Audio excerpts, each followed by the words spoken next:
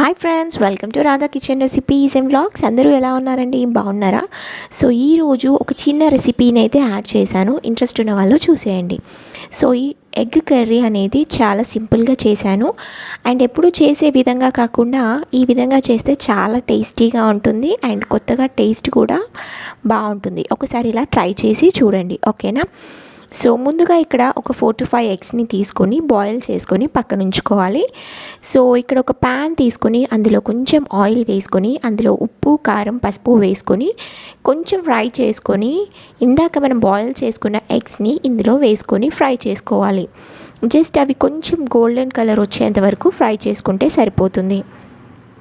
So ఈ taste కూడా చాలా బాగుంటుంది, స్పైసీగా. ఒకసారి ట్రై చేసి చూడండి, ఓకేనా? సో ఎక్కువగా కదపకండి, ఇలా స్లోగా వేయించుకుంటే సరిపోతుంది. ఒక 5 minutes అయితే సరిపోతుంది. సో ఈ కర్రీ రైస్లోకైనా చపాతీలోకైనా చాలా బాగుంటుంది.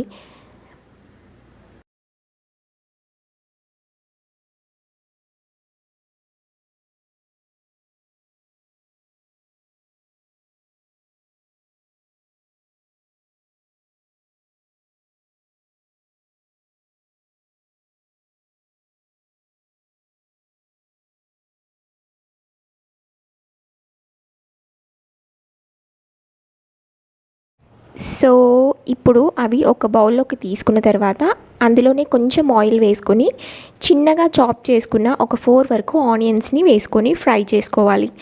ఇందులో మనం సాల్ట్ ముందుగానే వేసుకున్నాము అంటే అవి త్వరగా ఉడుకుతాయి. సో ముందుగానే సాల్ట్ ఇక్కడ నేను వేసుకుంటున్నాను. ఒక 2 tablespoons అయితే సరిపోతుంది. సో వీడియో కంటిన్యూ అవుతుంది, చూసేయండి.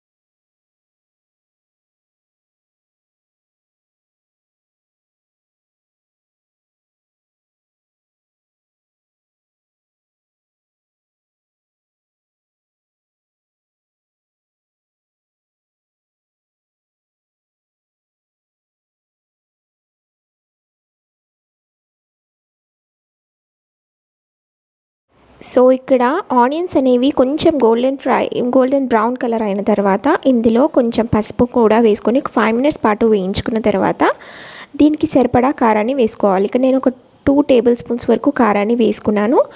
అండ్ ఇక్కడ మసాలాను కూడా వేసుకున్నాను. ఎందుకు అంటే ముందుగానే వేసుకుంటే కర్రీకి బాగా కలుస్తుంది అన్నమాట. సో ఇలా అన్నీ ఫ్రై చేసుకొని ఆ మసాలా అనేది దీనికి బాగా పడుతుంది ఆనియన్స్కి.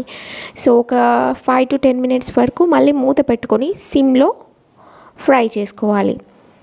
ఇలా ఫ్రై చేసుకున్న తర్వాత మనం ఇందాక బాయిల్ చేసుకున్న ఎగ్స్ని ఇందులో వేసుకోవాలి.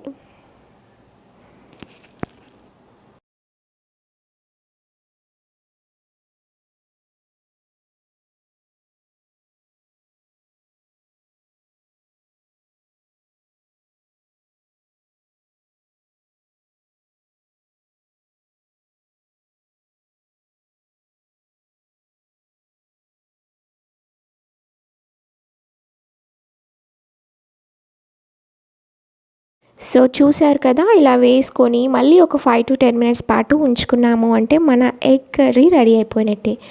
సో ఫ్రెండ్స్, ఈ వీడియో ఎలా ఉంది ఏంటి అనేది కామెంట్ సెక్షన్లో కామెంట్ చేయండి. అండ్ నచ్చితే మాత్రం ప్లీజ్ సబ్స్క్రైబ్ చేయడం మర్చిపోవద్దు. చేయడం చాలా ఈజీ కదా. అండ్ చివర్లో ఇక్కడ చిన్నగా చాప్ చేసుకున్న కొత్తిమీరను వేసుకున్నాము అంటే టేస్ట్ అనేది ఇంకా బాగుంటుంది.